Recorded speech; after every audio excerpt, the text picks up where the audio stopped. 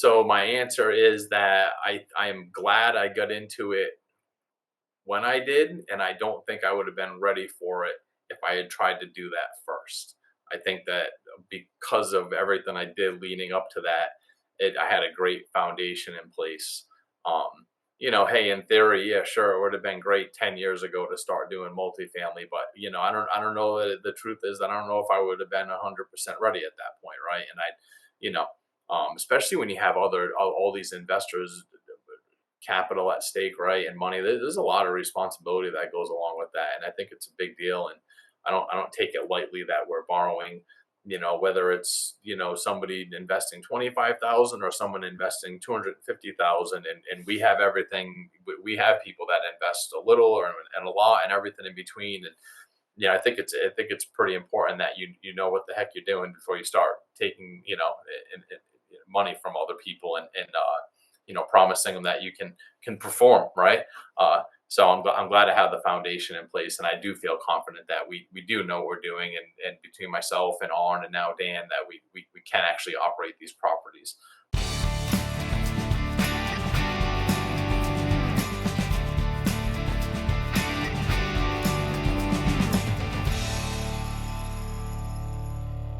Hey, what's up, all of my real estate peeps? This is Brian Lucier with another episode of the Why Not Real Estate Podcast, where we interview seasoned investors, people starting, large fish, everyone in the pond, where we believe that investing in multifamily of all other real estate classes is the best real estate class to invest in.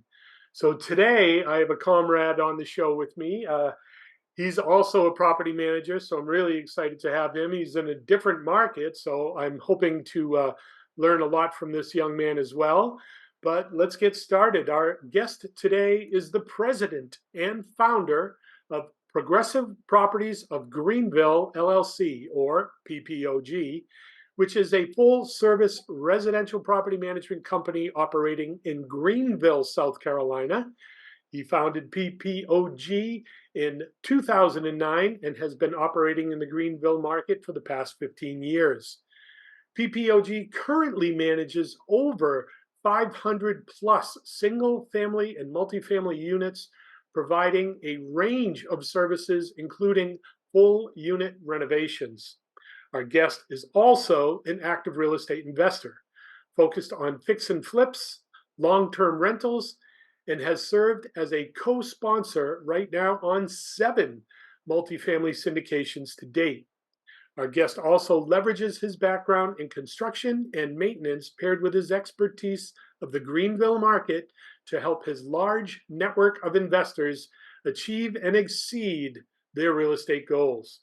As an independent investor, our guest has continued to grow his portfolio, focused on the fast-growing and dynamic Greenville market, where he can leverage his expertise to optimize returns for himself and his investors. Ladies and gentlemen, all of my real estate peeps, it is my pleasure to introduce to you onto the show today the founder of Progressive Properties of Greenville LLC, Mr. Brian Walsh. Brian, welcome to the show.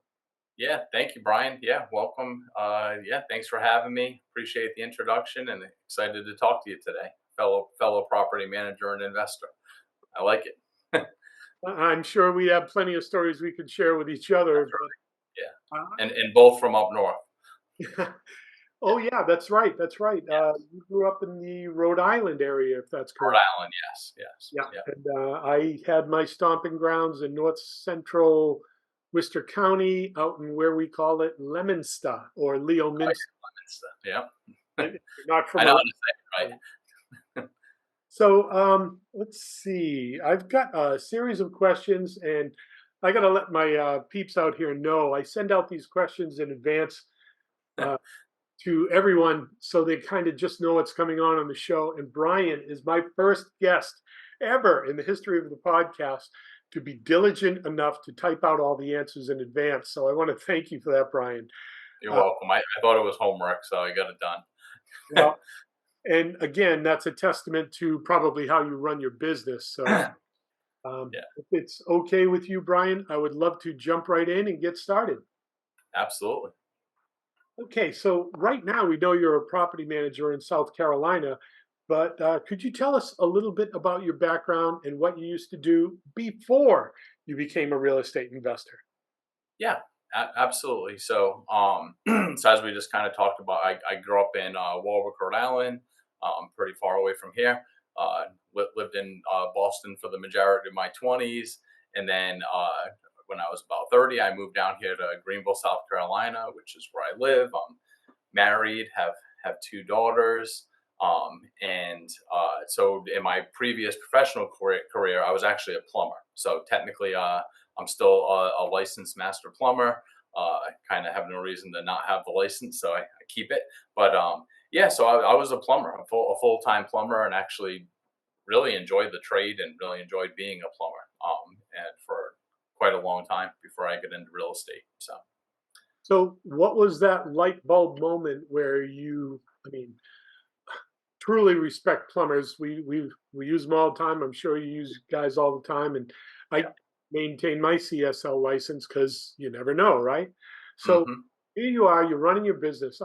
Your plumbing company, was it you? Was it a series of guys?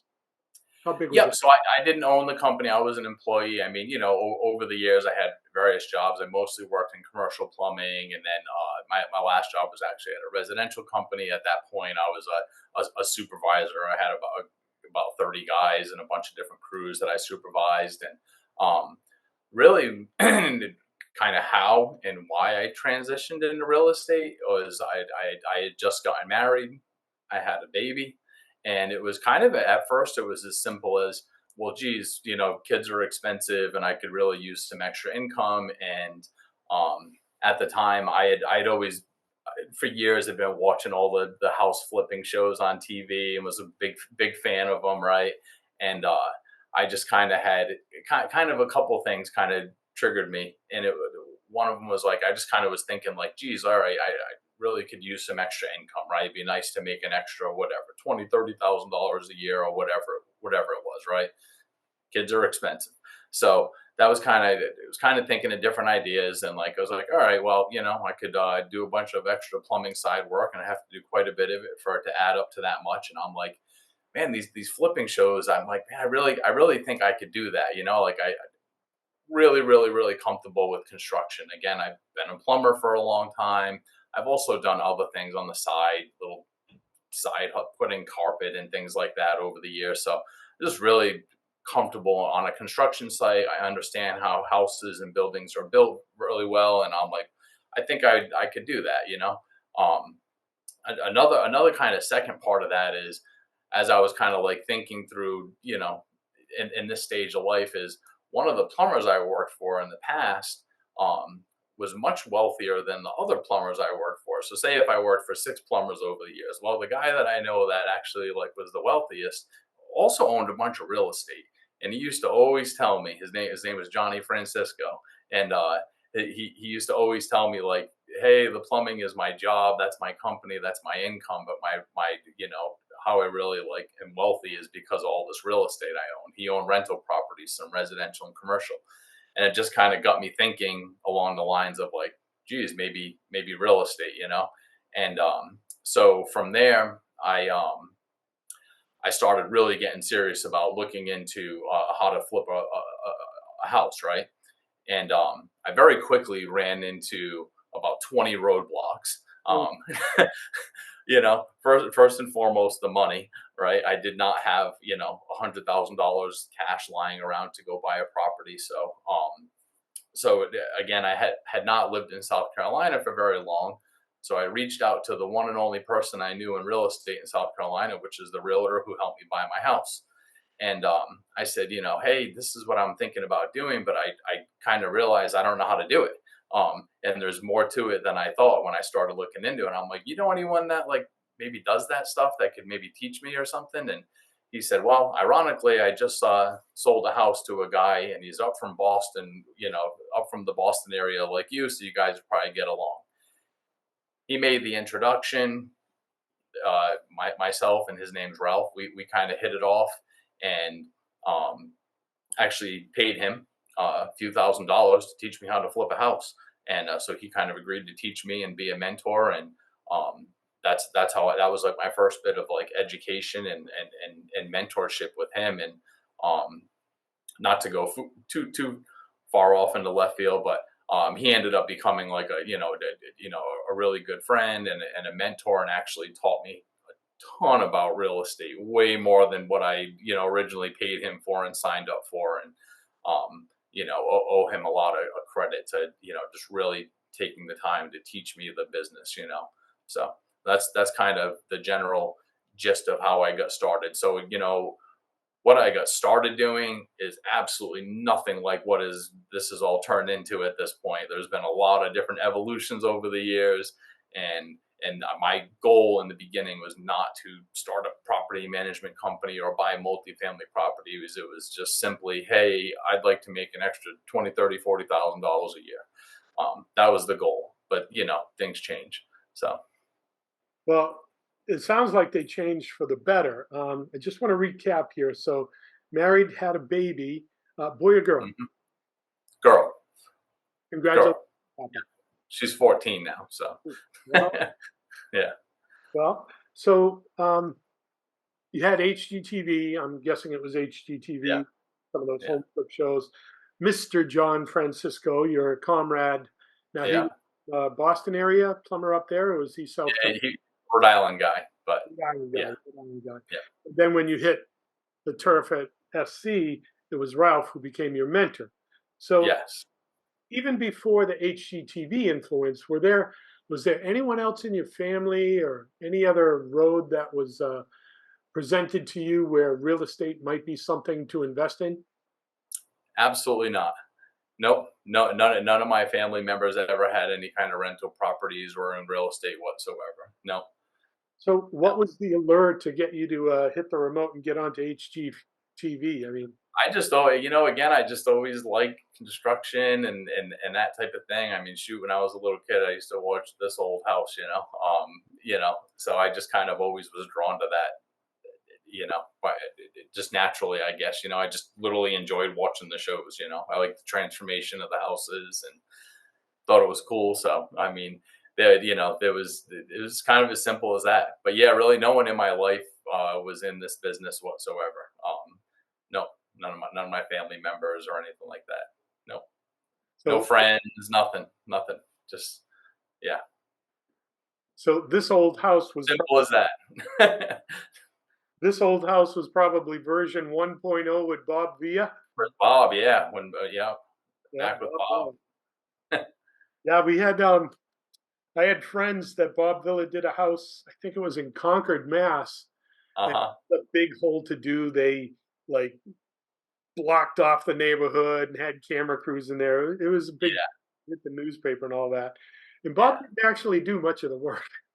yeah. Oh yeah, yeah, yeah. So, all right, so that's pretty interesting. So, no one was an influence to you when you were growing up, and somehow, just because you were involved with the trades, you were around building and construction and all that, you just kind of took a shine to it. Got your influences off these reality TV. I was almost calling it a documentary, and Hmm. you sat back and you had that moment. You say, "Yeah, I could do this." So there was that transition in your mindset to get you to realize that, hey, this could happen. I could do this.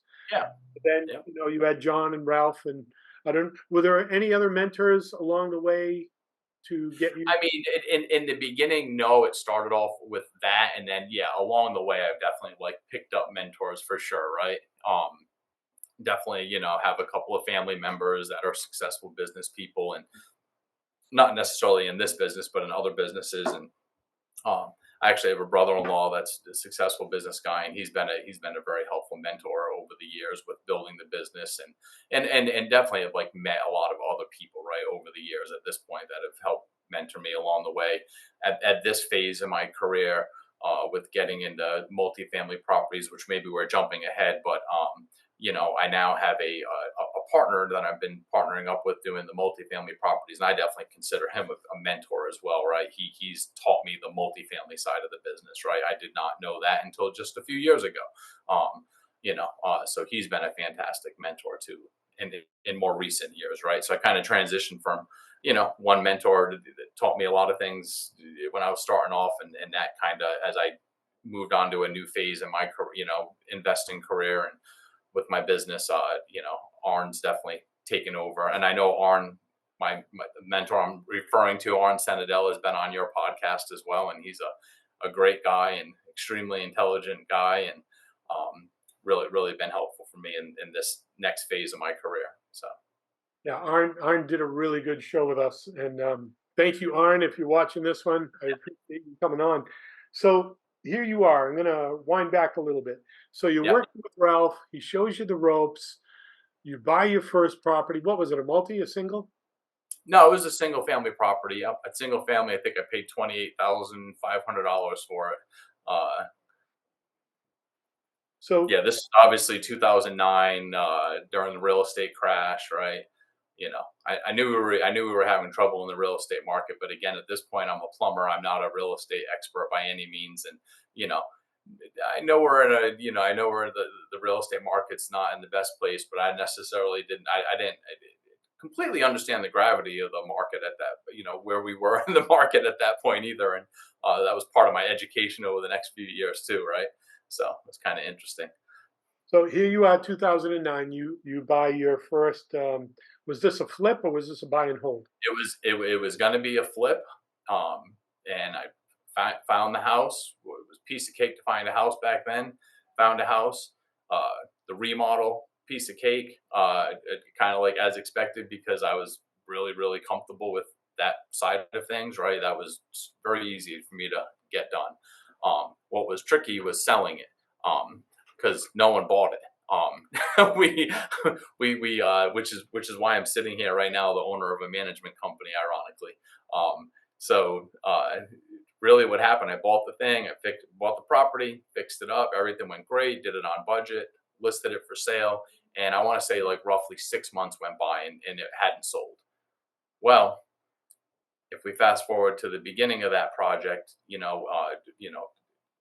my mentor, Ralph, right, he had taught me, like, hey, going into these things, you should always have more than one exit strategy. So we had multiple exit strategies, and exit strategy number 2, because hey, we're in the market's not doing great right now. This might not be easy to sell. So you should have an exit, second exit strategy, which was to rent it. And that's what we did. And I hired a property manager, wasn't selling. Finally said, okay, let's just rent this out. We hired a property manager, started renting it. And very quickly, after I got the first couple of rent checks, was very excited about rent checks, right? And passive income. And that's when I kind of started delving into that side of the business.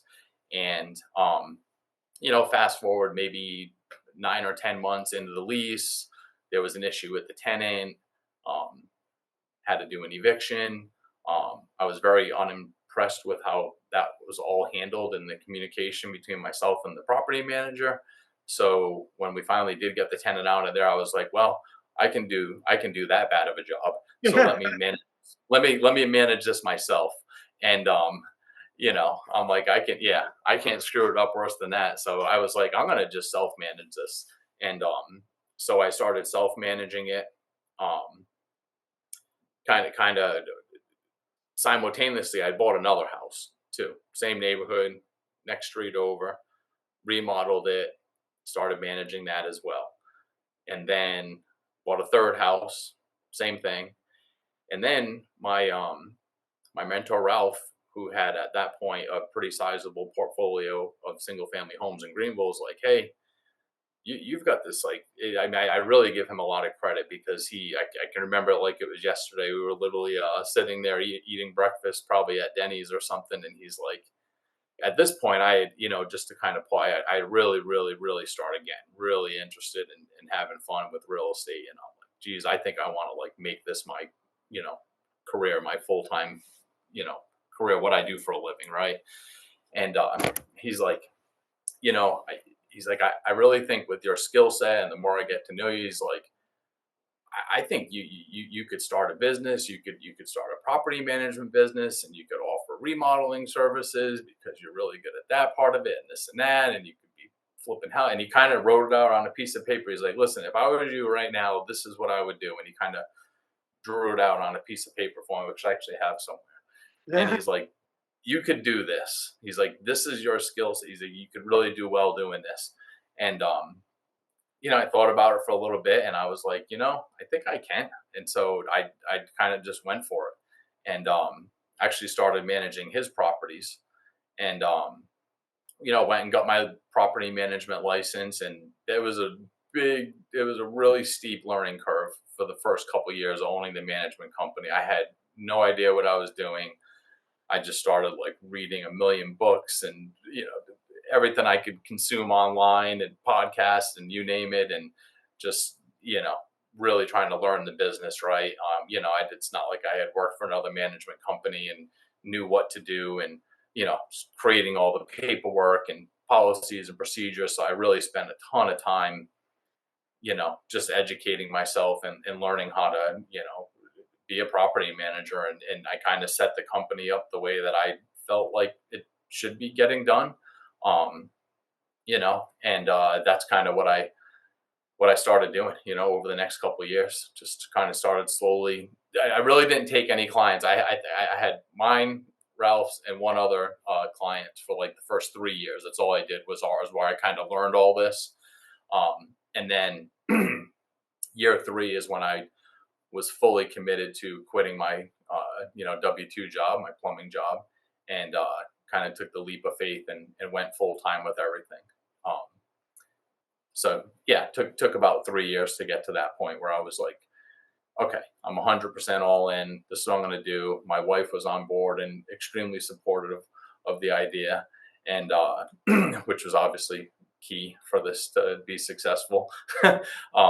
So yeah, I year 3 is when I gave my notice and went for it full time. So you've unpacked a really cool story here, and I'm sorry that you had to go through that eviction with that first property manager. But Yeah, I definitely love your quote after that. I can yeah, do that bad of a job. yeah. That was awesome. I'm going to share that with my team. Yeah. So yeah, 6 months in, bought a house, bought a third house. Now you're managing. You're starting to figure out your systems. You're starting to look at this probably the first time as a business. You get excited. Hmm. Ralph brings you to Denny's, does the famous paper napkin Yeah. business blueprint, and Yeah. that was it. You're off and running. So I'm not familiar in South Carolina. What are the requirements? You mentioned you needed to get the test or the license. How does that Yeah. work to be a property manager in South Carolina?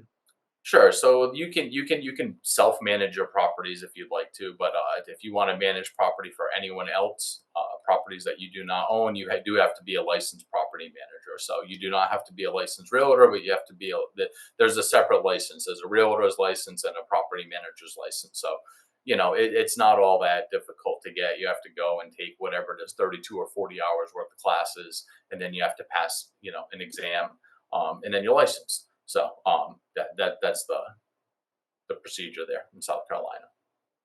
And then you were able to open the doors, take on Yes, clients. So yes, so here yes. you are. You open the doors, 3 years in, full time, 100%. Hmm. You open the doors. Are you working from home? Do you get an office? Are you? How did you flourish to start to get clients? What did you have to do for marketing? How did you fan the flame?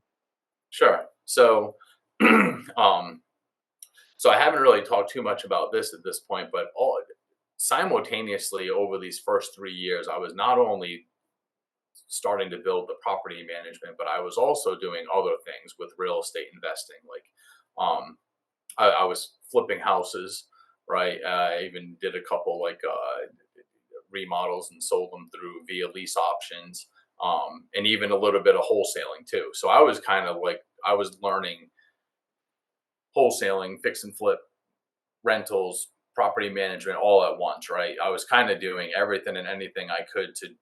I just was like falling, like really, really falling in love with everything and anything to do with real estate, and really liked it all. So I was kind of doing a little hodgepodge of everything, whatever I needed to do to piece together a decent income, quite frankly, because I mean, managing, 40 houses, you're not going to make too much of a living off of that, right? You need a lot of volume, flipping one house is not gonna, support you. So I was doing anything I could. So I was doing all sorts of things. Plus, I was really just trying to learn and like find my niche within the space and kind of figure out what I like. Like years later, I realized, geez, I don't really love wholesaling, so I don't really do that anymore. But I've done a whole bunch of it over the years. I mean, I've probably wholesaled, I don't know, maybe 75, 100 properties over the years, a decent amount, flipping, same thing.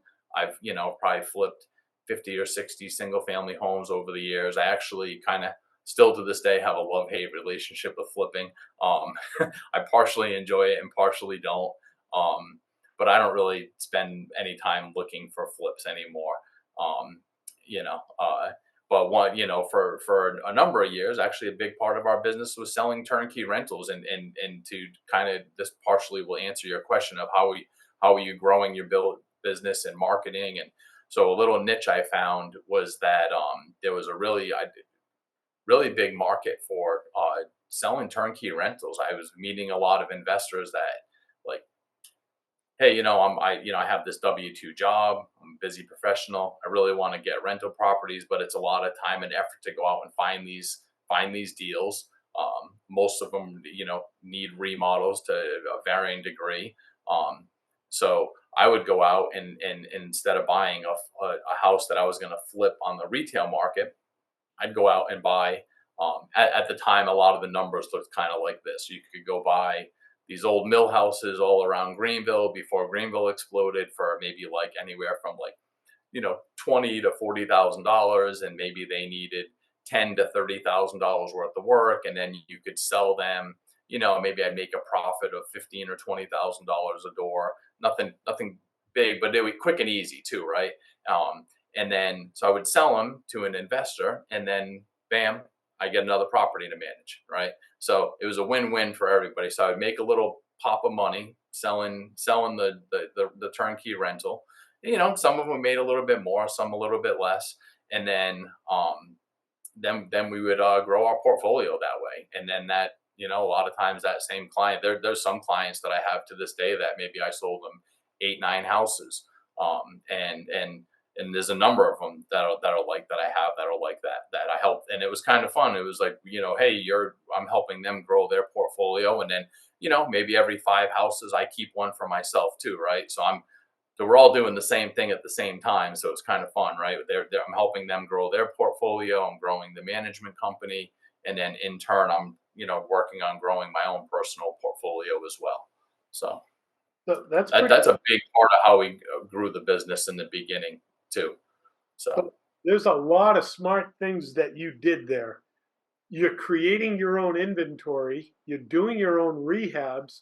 So before you already had the keys, but before you took the keys as the manager, you knew that property inside out better than anybody else on the planet. Yep. You just finished the rehab. So Yep. what you were getting into for a product, and you were able to actually make it easier for the people you were selling these properties to with the solution for their exit strategy to Yeah. the property for them. That's really clever that you. We just had a guest on, and he was talking about Titan, the Rockefeller story, where Rockefeller owned the dirt, he owned the railway, he owned the rail cars, he owned everything going up all the way to profit, right? So here you are, boots on the ground. You found the deal, you planned it out, you had the idea, you did the rehab, you sold it, you created cash revenue for yourself after the sale, and you provided the service for the buyer, which, man, what a Rockefeller moment you had.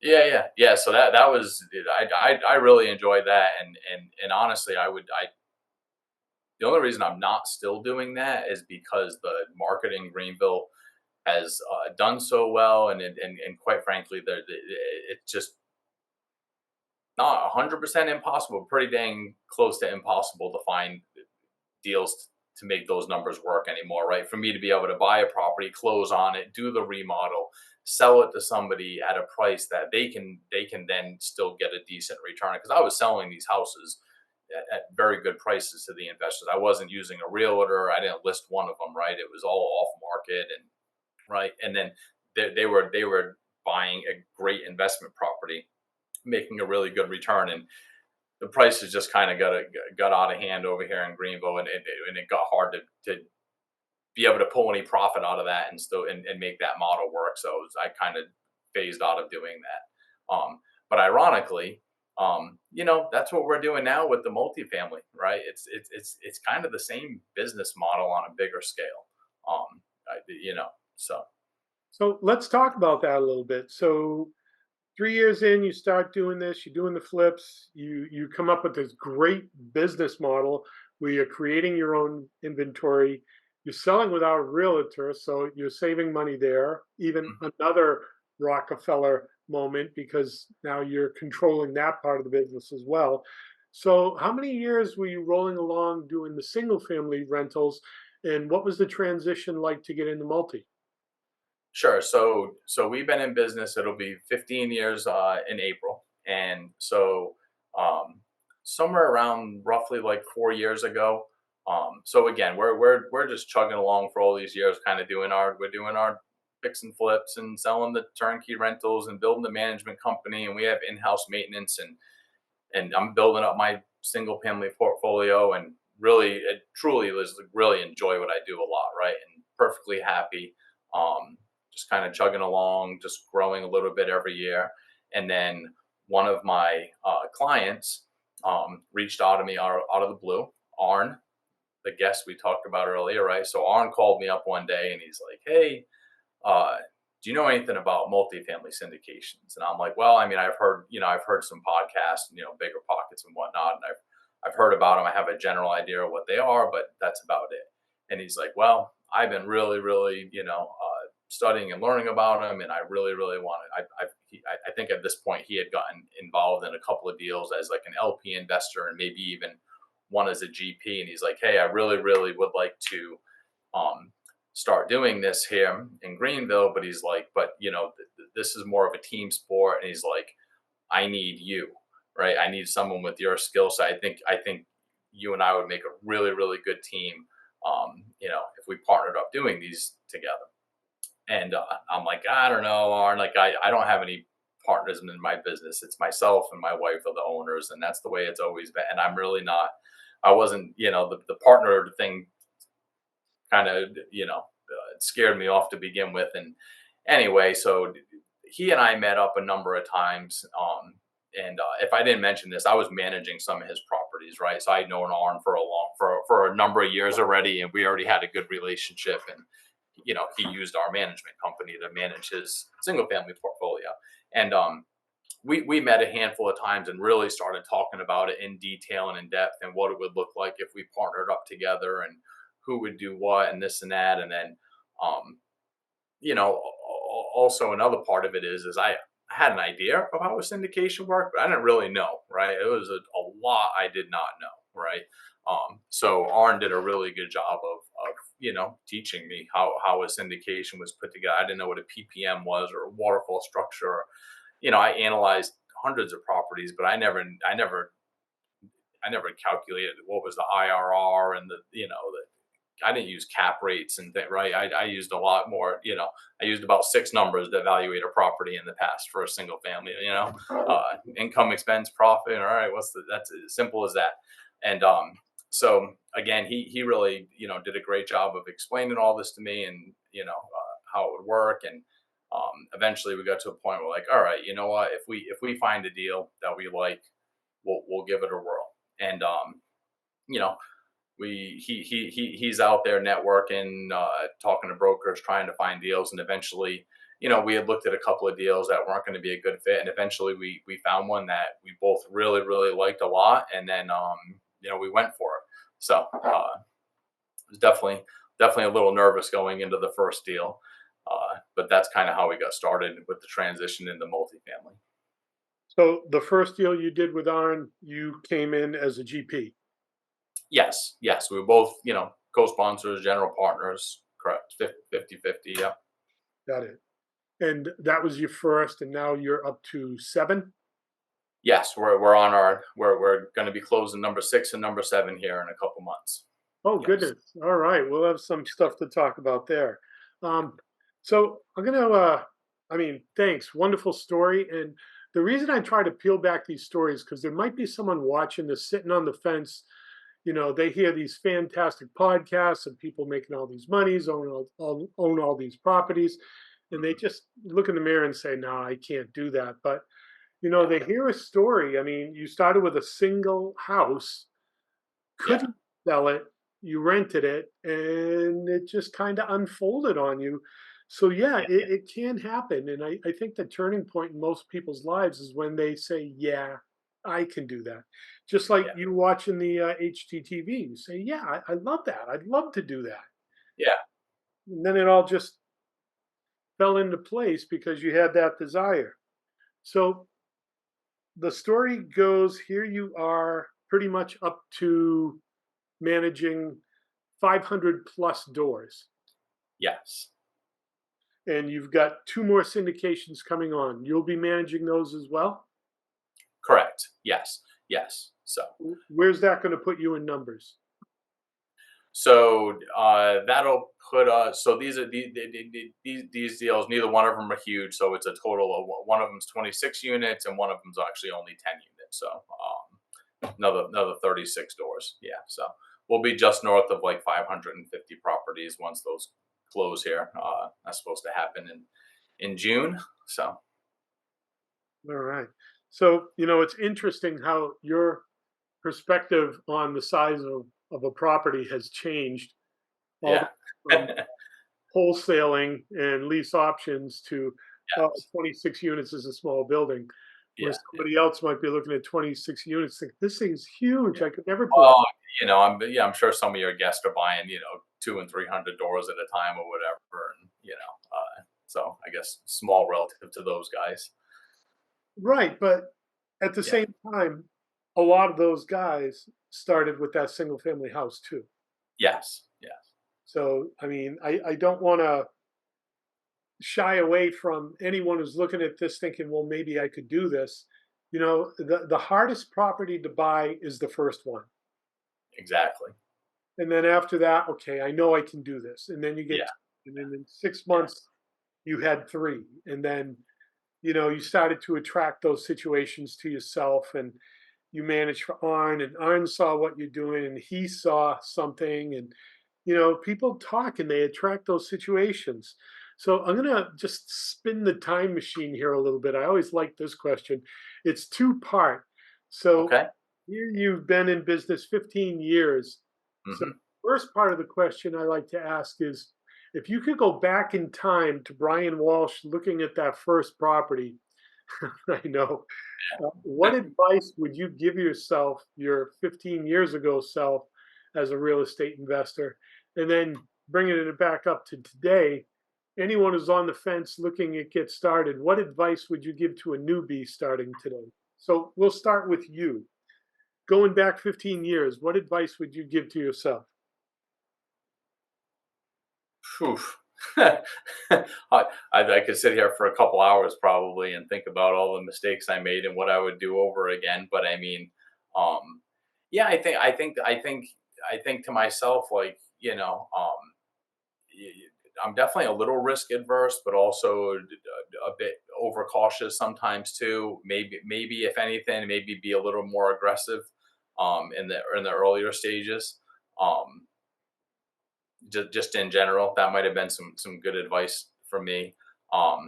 And uh, probably do a little bit better job with networking and marketing. I'm kind of a introvert and not really super comfortable in large groups and shied away from that. And that definitely, I grew. I think I grew a little slower than I could have had I put myself out there more. Right. Even doing this isn't like in my comfort zone. So, but here I am. So, uh, but yeah, that'd probably be one bit of advice for myself. And I I think advice for anybody, wanting to start out thinking about it. And, like you said, I mean, don't be, it's like, it's so hard to get caught up. Even right here, even myself, right, a couple minutes ago, I'm like, oh, well, compared to the guys buying 200 units, well, it's like, well, geez, there's somebody listening to me going, geez, you're buying 26 doors, like that's crazy, I can't even wrap my head around that, right? And it is a big deal. I mean, shoot, if you told me even 5 years ago I was going to be able to know how to buy 26 doors at one time. I didn't, right? And that was just 5 years ago. But now it's like, oh yeah, with that we can do that, no problem, So I would just say, in general, you've probably heard this a million times, right? Just get started, right? Obviously, be careful. I think education is a huge part of this. I mean, I know personally, I am still to this day. This morning I was sitting there working out, and this morning I'm listening to a podcast. Brandon Turner's new podcast, A Better Life. I mean, to this day, I don't know if a day goes by I don't read an article, listen to it, watch a YouTube video, a podcast, reading books constantly still, and you know, so yeah, just get started. Take baby steps and be patient. Like it does take time. I mean, I think back to my journey with all this, whether it's building the management company or, I can remember for years I had just had this. I took me I had a goal. I wanted to make X amount of dollars per year. And it took me 3 years to hit that mark, and then it's like just been, just keeps going up from there year after year. And, it takes time, right? My personal portfolio that I own, it went painfully slow the first number of years and like barely moved the needle. It's like, oh, great, $200 a month. This isn't making a difference. And then now the things I'm able to do with not even a huge portfolio is unbelievable, right? But it took years of, hard work and being patient and building up the portfolio. And same thing with the management company. It went to get from 0 to 100 properties, I think took me like, I think it was 5.5 or 6 years. And then from there, it just started. That's how long it was before I hired my first employee. Before that, it was just my wife and I, and now we have a team of 11.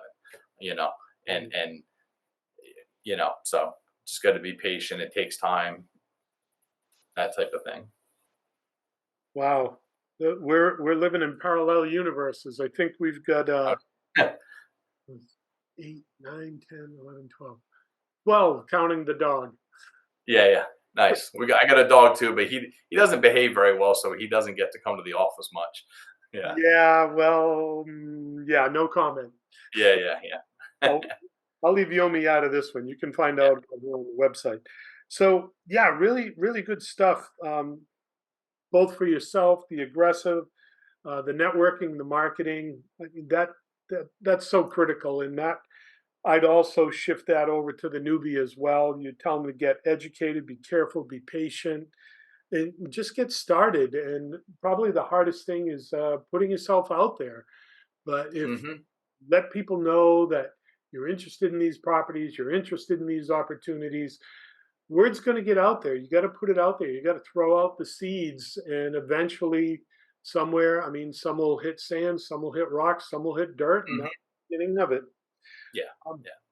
Let's see. So, 11 team members. I'm sure you've got some stories there in operations and hiring and firing and Yeah. the best team members, right? That's always the challenge, right? That's whole nother podcast, right? We'll save that one for another show. Now, Brandon, on the Better Life, are you going to the Colorado event in May?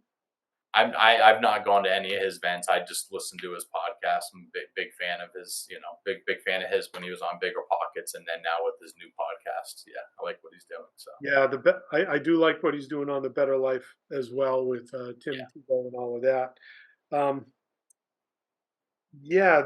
So we used to be seminar junkies. We jump on planes, go all over the place, and the last one we went to was, I think, December 2020, just before COVID shut everything down. Oh, okay.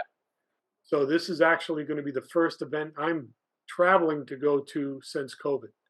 Oh, excellent! It's one of his Better Life events, or it's sponsored by Better Life, and this is big real estate conference all the way. Okay. Yeah, you can check it out. I'm sure if you went on to Better Life or something, or if you're on there, it'll be there. But yeah, I signed up for that. My wife is not going to be coming with me. She's going to be staying down here. Our interesting story is we built our portfolio, sold 2/3 of it, and moved to an island. I again. love it. Well, we took a page out of Brandon Turner's book, right? He did all Yeah. this. I'm driving in my truck, Silverado University. I says, wait a minute, I think he's onto something here. Uh-huh. We looked at it, said, why not? And then COVID crushed going into the office. We had to adjust all of our systems to work remotely. And then after the dust settles, is why are we going back to the office? We Yeah. hired great people. So if you're out there, team, your guys are all rock stars. Couldn't do this without you. And then here we are. We're running down here. We're running East Coast, West Coast, and South Coast. And yeah, I couldn't be happier. And this is all possible because of real estate. So Mm-hmm. enough about me. Let's put the spotlight back on you. The next series of questions, and I always enjoy this. This is where I break out the calculator and have some fun. All right. This question is, what was the best deal you ever did, and how did you find it? What type of property was it, and how did you finance it? All right. So yeah, so as you know, I kind of filled this out ahead of time, so I thought about it. So I've got I've got a handful that come to mind. Come to mind. Um, uh, so since we're kind of geared towards multifamily, which I don't even think I put this on the sheet, I'll start with this. I actually think the first multifamily deal that Arn and I closed on is we've it's been about 3 years since we closed, and we've essentially doubled the value of that property. So I feel very very strongly that we have not sold it yet. We're really not in a major rush to, but I think that when we do sell it, it's going to be a home run. I think that deal was a fantastic deal. Part of it was I think we were very picky, and did a good job analyzing the property, and part of it I think was a little bit of luck with timing. When we went under contract, rents were one rate, and by the time we closed, it was the year that rents increased 14.9% in our market. So the truth is some of that was luck, right? We had no idea that rents were going to jump that much that year, but they did. So I think we've hit a home run with that deal. It's performing phenomenally. So that'd be a multifamily example. Okay. So A great. what's the size of that property? It's 43 units. 43 units. Yeah. And how was that deal presented to you? How'd you find it? Yeah, that was it was off market. A local broker that Arn had a had started making forming a relationship with. They brought it to us. It broke the relationship. Yep. Happen to know off market deal, so that's interesting. So you must have had to build that relationship to even get to the point where they thought you were a performer, and that's industry language for someone who can close a deal. Yes. So they see you as a performer, you build a relationship, and they bring you a pocket listing, which is a Mm-hmm. wildly fantastic opportunity to have presented to you. Now, you had the relationship, 43 units, brokerage. How did you finance Ironically, we ended up getting agency debt. I think it was. I don't know if it was Fannie or Freddie. I think it was Fannie. Is who gave us the loan on it. That was an interesting process. They were. No, you know what? I'm sorry. It definitely was Freddie, because Arn's nickname by the end of the deal was Evil Freddie. it? Because they were such a pain in the ass to deal with. All the hoops they made us jump through, but we got the loan, we got great terms, and it was all said and done. But my goodness, there was a lot of hoops to jump through.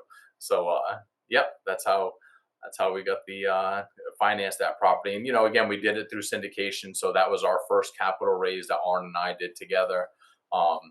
Big steep learning curve there. We I think we had to raise $1.5 million, and I had borrowed money from private lenders over the years a good bit, but I've never tried to raise $1.5 million, and neither had Arn, and so we were definitely a little nervous going into it, and not sure how that was going to go, but it actually went really really well, and we actually technically over raised on that first deal.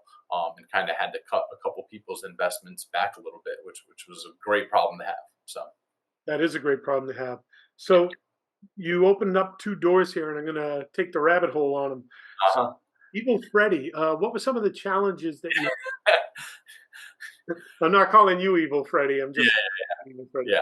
So, what were a couple of the challenges? And everybody always shares the great stuff that happened. So, what was like a speed bump that happened that maybe our listeners could glean some information off of? You know, just like extra inspections. This is when COVID was going on, so they out of the blue made us put down this, like, I think it was like $100,000 COVID reserve that they held in escrow for, like, and it took us almost a year to get it out. Just seemed like more paperwork than I've ever done in my life.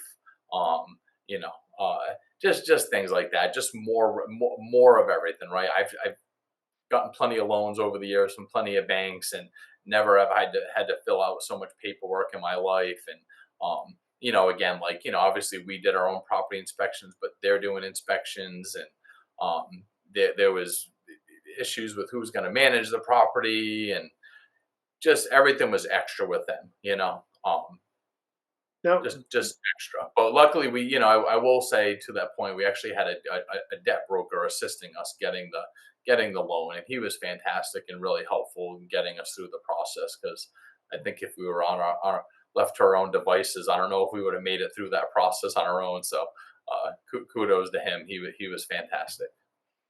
so do you think that they had all these extra barriers to entry because it was COVID, or?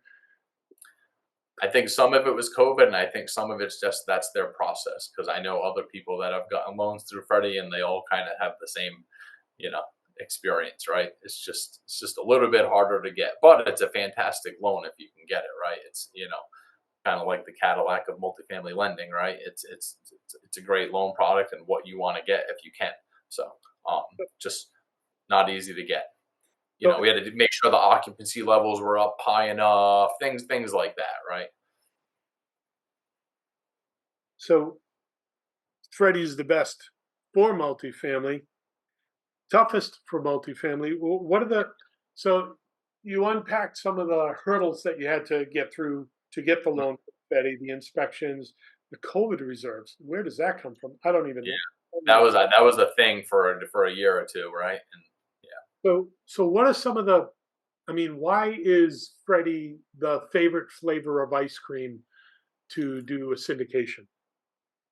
Well, the way first of all, we got like a 7-year term, right? So most of the local banks are going to give you anywhere from like 3 to 5, right? It's harder to get a longer term out of them, and we definitely. And if you ask me what the rate is, I don't know off the top of my head. Arn's fantastic about remembering all these numbers off the top of his head, but I'd have to look it all up. But the interest rate's always going to be a little bit lower than you might get from your local bank too. Um, you know, Favorable terms. Okay. yes, yeah, Okay. And for a larger commercial property, and I think it's the same in South Carolina. See, this is where it gets weird, right? In building code, anything over 3 units is considered commercial. uh, At a bank, anything over 5 units is considered commercial. yeah, So you're dealing with agency debt, which, if people don't know, that means you're going to an institutional lender like a bank or something like that. You call it mhm, agency debt. Anything over 4 units, you need a commercial loan where, if you're buying 4 units all day long and don't have to get a commercial loan, then the building inspector shows up and says, no, you got to meet commercial code. So, well, no, I don't. It was a residential loan. So there's a yeah, little bit of that disconnect there. yeah, All right. So you have not disposed of the property yet. correct. 14% raise in rents in how much time? So we've owned the property now for 3 years. 3 years. And when did you realize that the rents were up 14%? How many years in? So literally the year that we bought the property, what I was saying is, in our Greenville market, rents increased an average of 14.5% that year. So like as an example, when we bought these aren't the exact numbers, but roughly, like say when we bought the property, maybe average rents were in the 600 somewhere, maybe like 630 or 650, and we kind of projected by year 5 we can have all these rents up to 850. Well, within 2 years we had it up there. Our average rents were that high. So just we literally, like around the 2 year mark, all of our numbers were lining up with our 5 year number projections, our year 5 projections. So that's obviously fantastic. Yeah, not a bad day to be a real estate investor. Yeah, yeah, yeah. So, what was the biggest hurdle you had to overcome as a real estate investor, and how did you solve it? On that particular deal, actually, the hardest thing was learning how to put together a syndication. That was the first time I had actually done a syndication. Again, Arn was instrumental in really, you know, just I was kind of learning on the fly type of thing. All right. There was so many different things. There was so many things I did not know how to, that we had to do to put together a syndication. I just simply didn't really know how it worked, all the details. So he was literally teaching me all this as we're putting the deal together. And I'm like, well, what does this mean? And, explain it to me. And, then I'm interned when by the time we get to the capital raise, I had to then therefore be able to explain all this to our investors. So that was the biggest challenge. It was a very big, steep learning curve, putting that first deal together. And, ironically, I was a little bit nervous when we closed. I was kind of like concerned, like, all right, well, fine, we manage all these single family properties and we have that down pat. And I feel really, I think we do a great job at managing rental properties. I think we have that business model down pat. We got the right team in place. But I'm like, well, this isn't a single family. This is a multi-family, and how much different is this going to be? And I was actually like pleasantly surprised. I actually think um, well, the vast majority of the systems and processes and procedures we have in place to manage our single families, they integrated same when we took over the multifamily properties. We used the same processes and the same paperwork and the same procedures, and it worked well. You know, it's because of the type. I think it also is because of the size properties that we're buying. We're not buying, um, you know, 200 unit properties that have leasing centers and on-site maintenance, right? These are scattered sites, small to mid-sized multifamily properties. So it's a fantastic fit for our management company. Had we been buying larger properties that required on-site leasing and maintenance and stuff, that is a little bit of a different business model than my management company manages. So I think that would have been a separate challenge, but because of the type and the size properties we were managing, it actually was pretty seamless. I was like, oh, okay, geez, if anything, this is easier. Yeah. I about whatever, maybe 6 months into, I'm like, well, geez, this is a heck of a lot easier to manage 43 units in one place than it is to manage 43 units scattered around the city. And it's just one landscaper, one electrical bill, one this, one that, and as far as the remodels, when they were a piece of cake. We figured out the first one, came up with a great materials list, actually kind of have it in the computer at Home Depot. And, when we go to after we did a handful of those, I mean, you don't even have to go by there. I just send my crew by there. They know what to do. They knock it out, get it done. So it was, in some ways easier. So I want to backpedal a little bit. You had to do a $1.5 million raise for this. Yes. This is you. I think you mentioned this is the first time you and Arn ever had to do a raise. So Yes. after you hyperventilated, breathed into the paper bag, get your blood pressure back down to normal. I mean, for the listeners out there, how does one start approaching to Yeah. raise 1.5 million? I mean, Yeah. when Yeah. did you guys just jump off the cliff and go in head first, or I mean, what was that like? Could you explain that?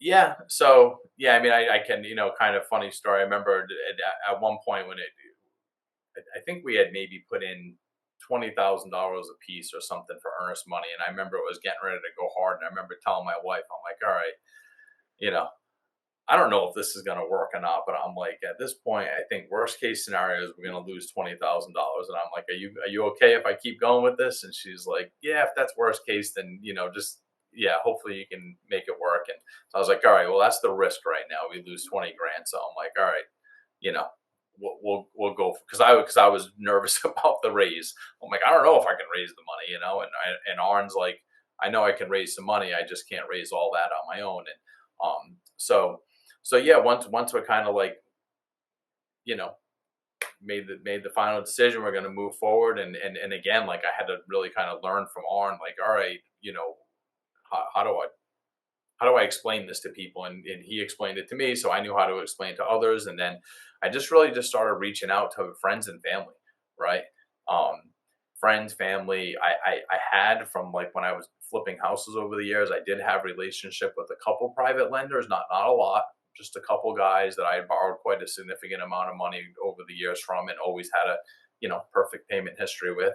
And then also reached out to a few of my other clients that I thought might be interested.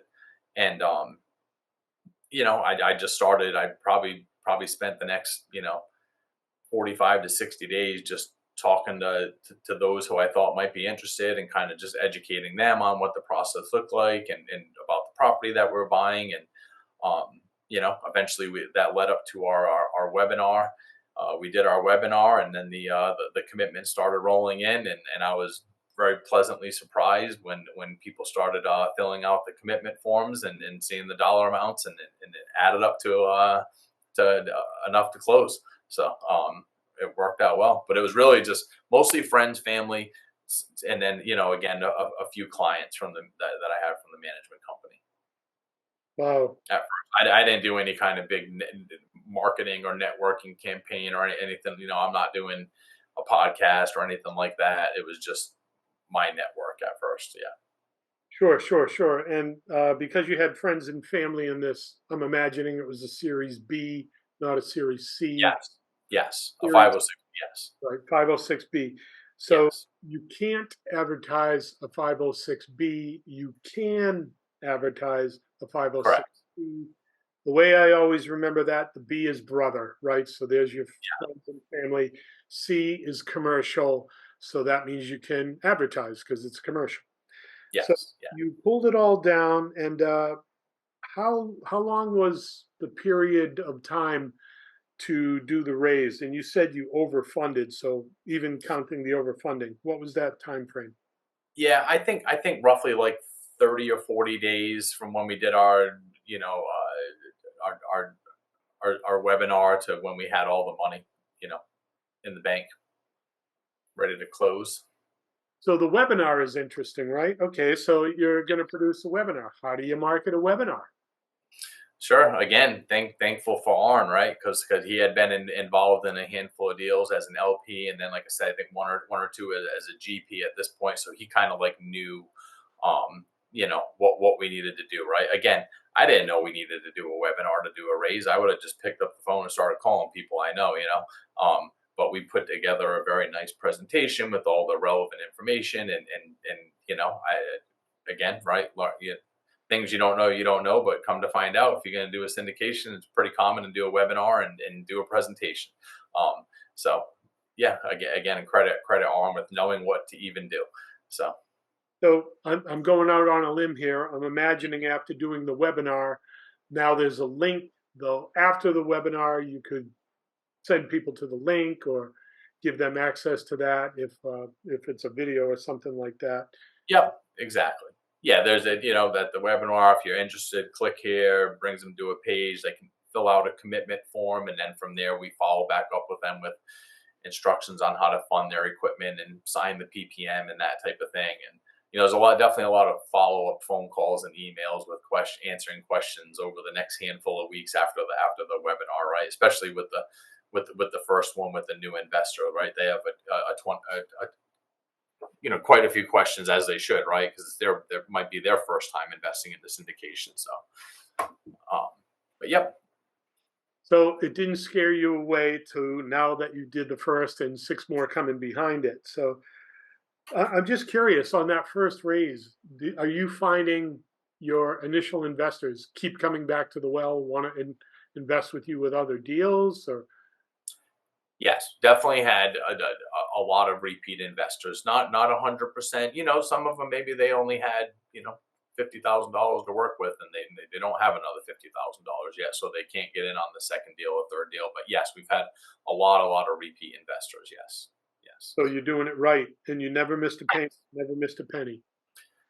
No, not on wood. We all of our deals have done well, and we haven't missed a distribution. And matter of fact, on the first one that we were talking about, that's pretty much a home run. We've actually returned some of the capital already, right? Some of the so not only have we paid out our pref, we're actually sending back some of the capital because we have an excess of cash. So which is, again, is a great problem to have. So that's really interesting that you mentioned that. So you're paying back some of their initial investment, so that's going to alter the pref that you have to pay moving forward. Yes, Yeah. So correct. Yeah. so there's two sides on that coin. They could say, well, gee, now I'm not getting the perf, but now they probably have that $50,000 to come into your next deal. Correct. Yeah, believe me, Arn and I spent an unbelievable amount of time debating that decision back and forth on, because there's different ways to do it, right? And we actually consulted with our attorney quite a bit on it before making that decision whether to return capital or not, right? And ultimately decided that in this case it was better to, right? So, but yeah, it's a great debate to have, whether because it's funny, because the first time we did return a little bit of the capital, and it wasn't a lot, but maybe if somebody invested 50,000, they were getting 1,000 back, right? But it was, a couple of our investors reached out, like, well, hey, I don't want my money back. I want it working. And I was like, yeah, I know, but we have too much money in the bank, right? It's a business decision at some point. Like, hey, you're right. As it would with any, whether it's a rental property or my management company, I have reserves for all my rental properties and my management company. But you don't want to. I wouldn't keep a $1 million reserve for my management company, right? Those dollars are better off reinvested somewhere else. So it's yeah, a Another lot goes into that decision. It was another great problem to have, access of capital. So, Exactly. but now you've got the brokership relations, you can get the pocket listing. So it's not a horrible situation to be in, to have cash and opportunities at the same time. Yes, correct. So with some of this cash that's coming back, I've got in my notes here, is that funding the 26 and the 10 that you're pulling down now? I'm sorry. You repeat that? Some of the cash from. Yeah, you've taken some of the cash out of the 43 unit. Uh-huh. By June, you're closing 26 and 10. Oh, yeah. Is that? Yeah. I mean, I would say not really. No, because we haven't. We've returned some capital, but that money's not necessarily funding this next deal or anything. Not Not really personally. connected. Okay. No. All right. No. Yeah. So, yeah, we've got a few more questions here. I want to see if I missed anything. Nope, so far so good. Okay, so was there a book at the beginning of this? So you mentioned the HDTV, bigger pocket, Uh, some of that. But was there a book that may have influenced you to become a real estate investor? yeah. Sure. So definitely a good question. I know a lot of people always come out with the Rich Dad Poor Dad, and I definitely read it, and that definitely did kind of blow my mind when I first read it. But I actually like, more than that one, I actually like the cash flow quadrant. Like Yeah. the Rich Dad Poor Dad definitely like opened my mind to a lot of things that I didn't know and never heard before. But actually, even more importantly, especially like if you use the word investor, is the cash flow quadrant, because that really got me thinking. Like, I love the way you presented it with the employee, business owner, and geez, now I'm thinking that I forget the investor, and I forgot the fourth quadrant, but that really got me thinking, like, about moving from quadrant to quadrant. And to this day I still sometimes try to like, oh, self-employed, that was the other one, sorry, right? LS. Employee. Yeah, yeah.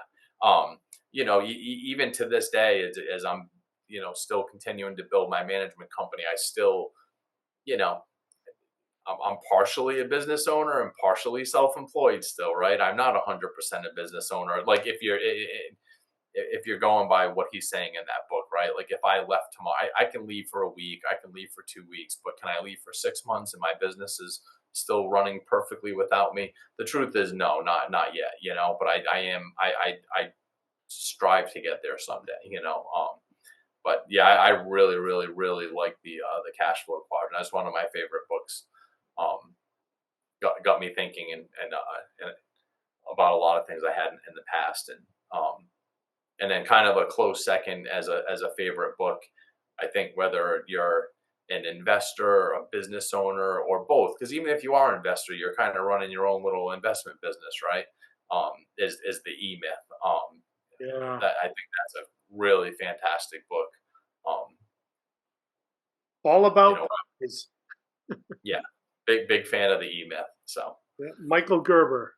yes, And the story all about pies. I think I used to listen to that one in the truck all the time. And right around CD number 6, where he starts talking about the brothers who opened that business, and then that was the moment. It's like, oh my goodness, we need an operating system.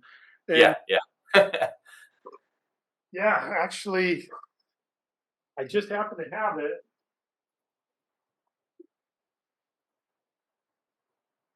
These are the 2 business plans written because of the E Myth. One was, I love it. which was Yeah, written. So that's our yeah, holding company. That's our property management company. yeah. Excellent.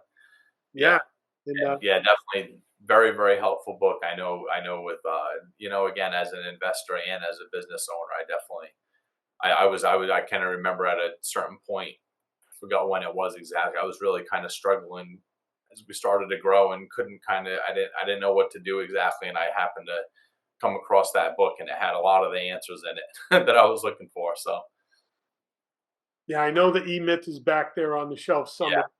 I'm not going to. I'll yeah, stay. I'll stay present. yeah. So So yeah, I'm really happy that you took some time to unpack your story. And I tell this to all the guests. I'll make sure, if you're doing SEO or want to hire a virtual assistant, I'll make sure that you've got the audio, raw footage, final cut, all of that, so you can use that and have it as you display. thanks, appreciate it. So I know you've got the 26 unit coming up. You've got the 10 unit deal coming up. So what's next for you in real estate, and why not get started today? Yeah, I mean, so that's a great question. I think for right now, for the foreseeable future, I'm going to kind of continue what I would like to do is kind of continue on this multifamily journey with, especially again, I've got a great partner in Arn, and we actually even at this point I brought in a third partner, Dan Rowley, and he's been a fantastic addition to our group. So yeah, for the foreseeable future, I think I'd like to keep chipping away and picking up these again, small to medium sized multifamilies, and that's kind of the plan over the next handful of years here. So for this next chapter, right? So and again, as we grow that, the management company grows simultaneously, and so it all kind of works together. So So that's the plan, and I don't have any reasons why not, because that's the plan. So that's what we're going to try to do. yeah, why not get started today? Absolutely. Yeah, There is no why not. You're rolling yeah. it out. So here's the curveball question that was not on the list. Ah, okay. Oh, geez. All right. That's okay. This one will be fun. So, Okay. what question on the show today should I have asked you that I did not ask? Oh, I mean, what should you have asked me? Yeah, what's that burning idea on just on the tip of your mind that God, I wish he would ask me that question. Um, I don't know. I'm kind of drawing a blank. I mean, I guess considering, I don't know, maybe you could have said, hey, would you have gotten into multifamily sooner than because I did, again, if I've been doing all this stuff for 15 years and only been doing this for about 3 or 4, maybe that would have been a good question. Hey, would you have gotten into that sooner or not? Okay, so what's the answer? So my answer is that I am glad I got into it when I did, and I don't think I would have been ready for it if I had tried to do that first. I think that because of everything I did leading up to that, I had a great foundation in place. Hey, in theory, yeah, sure, it would have been great 10 years ago to start doing multifamily, but I don't know. The truth is that I don't know if I would have been 100% ready at that point, right? And especially when you have all these investors, capital at stake, right, and money. There's a lot of responsibility that goes along with that, and I think it's a big deal. And I don't take it lightly that we're borrowing. Whether it's somebody investing 25,000 or someone investing 250,000, and we have everything.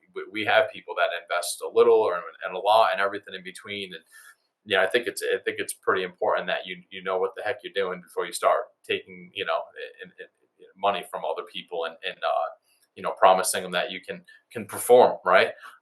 So I'm glad to have the foundation in place, and I do feel confident that we do know what we're doing, and between myself and Arn and now Dan, that we can actually operate these properties. So I don't really regret not getting into it sooner. That was a great question you asked, and Yeah.